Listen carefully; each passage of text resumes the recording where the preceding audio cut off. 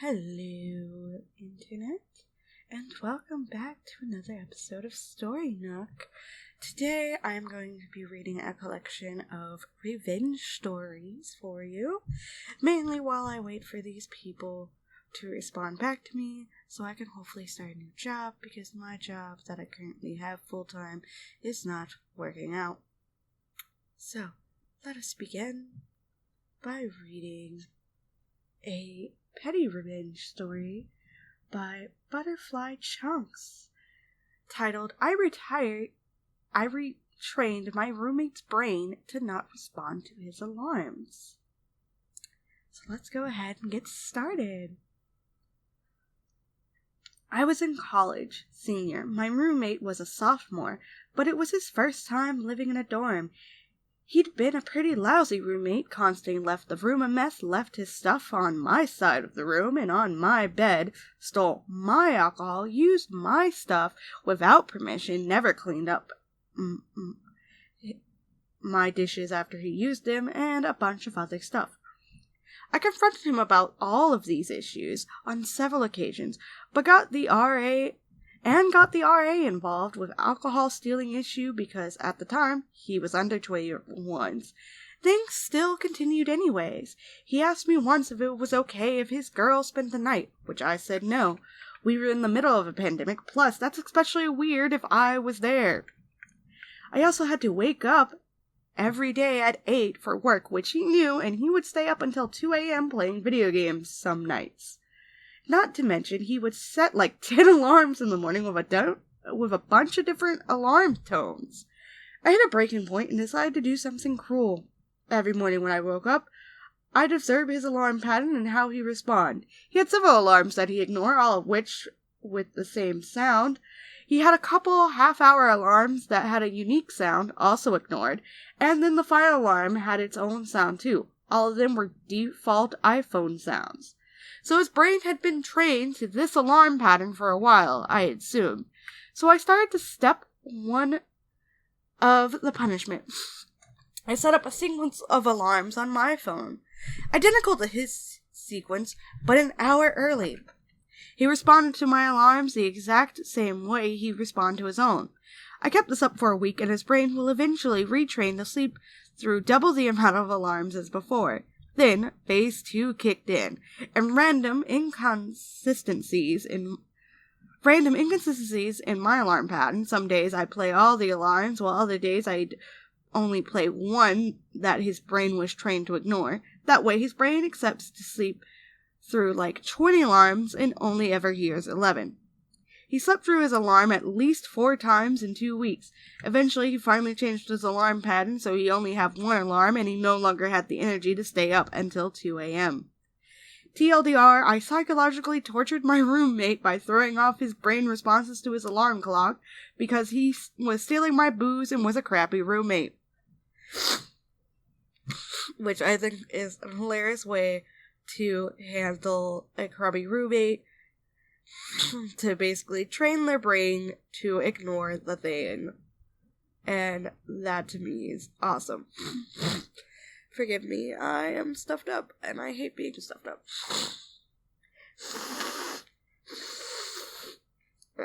Alright, I'll cut that out later. Mucus. Good job, please respond. I am still waiting on responses. Like, goddamn. I am an impatient child.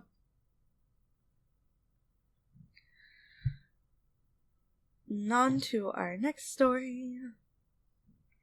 Posted by Horse Around 8.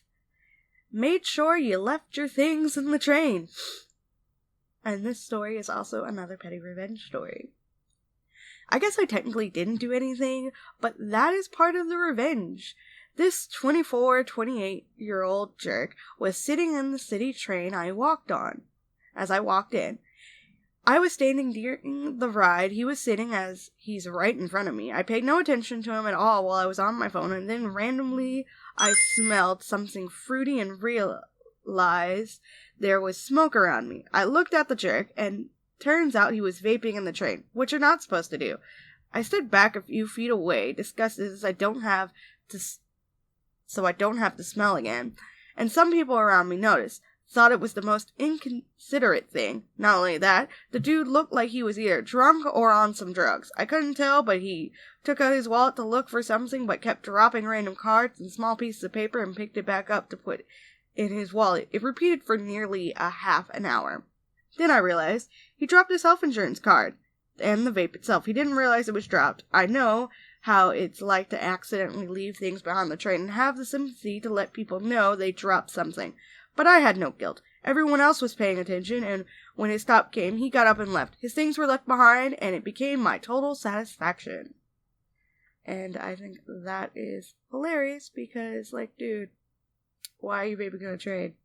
But I'm just like, if you're gonna vape, we're not gonna tell you if you leave your things behind. Perfectly fair in that case, I feel like. And our next story is another story from Petty Revenge by Zav Vornicki.